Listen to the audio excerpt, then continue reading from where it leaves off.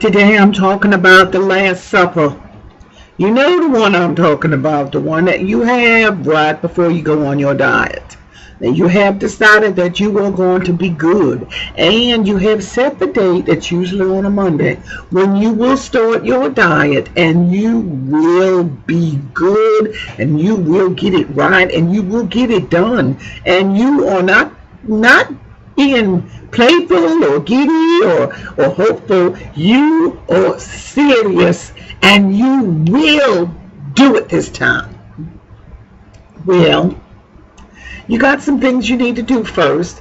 First of all, you got some food in the kitchen that you got to get rid of.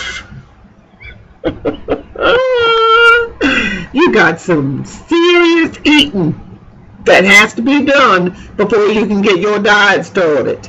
First of all, you got to get rid of all them cookies. Lord knows you got about 3 boxes full. You got to get rid of them. You can't leave them laying around. So you got to get to work. Start eating them cookies, honey. Oh my God, what is this? You got a box of cake mix in the cupboard. Oh Lord Jesus, you got to make that cake. You don't want it to go to waste. So you get in there, you bake you a cake, and you're gonna have that cake as a part of your last supper. Oh my goodness! You just remembered you going on a diet, and you're not gonna be able to see McDonald's anymore. So you gotta hurry up, get in your car, and get down there and get your favorite burger, because from now on you're not gonna be able to do that anymore. And while you're at it, you may as well stop at the bakery and get you some of your favorite donuts and pastries and stuff, because good Lord, you're not gonna be able to have that anymore. So you add that to your last supper. Oh goodness, do you think you're going to be able to have pizza once tomorrow? Yes, oh good Lord, no! You need to go get you some pizza. You need to call up the pizza delivery guy and have him get his happy self over there so you can give him a nice big old tip for carrying your favorite pizza so that you can make that a part of your last supper. Oh my goodness, oh don't forget the ice cream. You know you ain't going to be able to eat ice cream once you hit that diet. So you best stop or run on over to the Dairy Queen and get your favorite ice cream, and you better make it good. Because after tomorrow, you're not going to be able to eat no ice cream, especially the kind with the hot fudge, especially the kind with all the goody sprinkles and what they call those things, the blizzards. You best look like getting you one of them, because you ain't going to be able to have it again after today. Once tomorrow hits, you're in trouble. And oh my God, what about alcohol? Oh my goodness, I don't think you can have alcohol once you're on a diet, can you? I mean, they really say that you can't really have it. I think you're not going to be able to have it. Oh my God, what you going to do? You best go out and get you a couple of bottles. You best get you a couple of bottles so you can take care of that itch. Because you're not going to be able to have that soon. The reason I'm laughing so much is because I've done this myself. So I'm not laughing at you. I'm laughing at me. I've had so many of these last suppers. So what happens after you have your last supper? After you've eaten every cookie in the house, after you've made every cake mix, every brownie mix, you took care of it all. You're having yourself a virtual feast. It is the Last Supper. And anything that is left at midnight has to be thrown away, so you don't want to waste it. So you are just taking it all in as much as you possibly can. Oh, by the time midnight hits, if you're not sick from eating and trying to eat everything in sight for your last supper, well, you're lucky. You've got a lot more control than I do, because that's usually what happens to me right before I decide that I'm going to go on a diet, and I'm going to do it serious this time. Usually when somebody has this kind of an attitude, They're in desperation because they love food so much. They just hate the thought of not being able to have it again. So they want to make sure that they get the last bite of that good stuff before they have to give it up. Now, what's wrong with this picture? I'll tell you what's wrong with it. It's the diet mentality that kills us.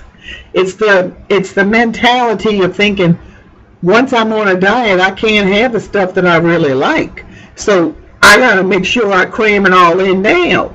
And in that desperation of trying to force all of your favorite foods into you, you usually make yourself sick. And not only that, it may work for you because it may help you for a couple of weeks, maybe a month, to not want those things. But usually, the mentality of being on a diet is going to make you feel so deprived and so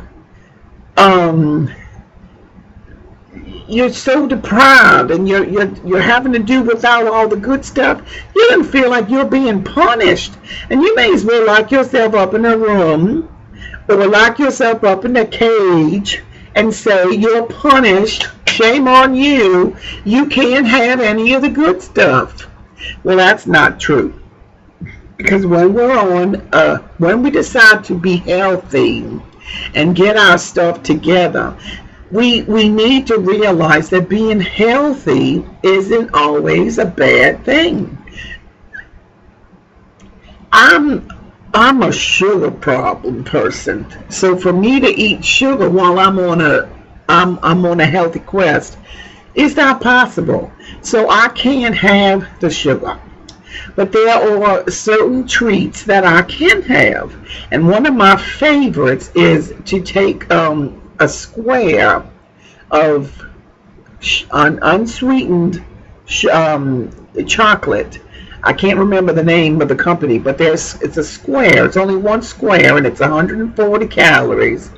And I take that square chocolate and I melt it, and I put some what is the name of that stuff? Guava syrup in it, and then I get me some strawberries, and I dip my strawberries in the guava, or I chop up some almonds and I pour it over the almonds, and it makes like a little candy. Or I can make me some peanut butter balls with the chocolate and some protein powder, and that comes in peanut butter. It comes out real good. It tastes really good. So that's my treat for when I feel like I want to have something sweet. That's what I eat. I don't have it a lot. I have it maybe once or twice a month, but I do have it, and that's my way of allowing me to have something good and not feeling like I can't have chocolate ever again. So when you make your plan, when you go on your diet, make sure that you are allowing yourself to have good food, and so you're not feeling like you're so in a cage and like you're going to have the Last Supper and not be able to have anything good again, because you can have good things and you can learn to appreciate good foods. One of my favorite people on Facebook, Kimberly, her name is Kimberly Dawn Phillips, and she is always sharing her NSVs. And one of her NSVs, she said that she was so excited because she was looking forward to eating healthy food and enjoying the healthy food now more than she did the junk. And that says a lot.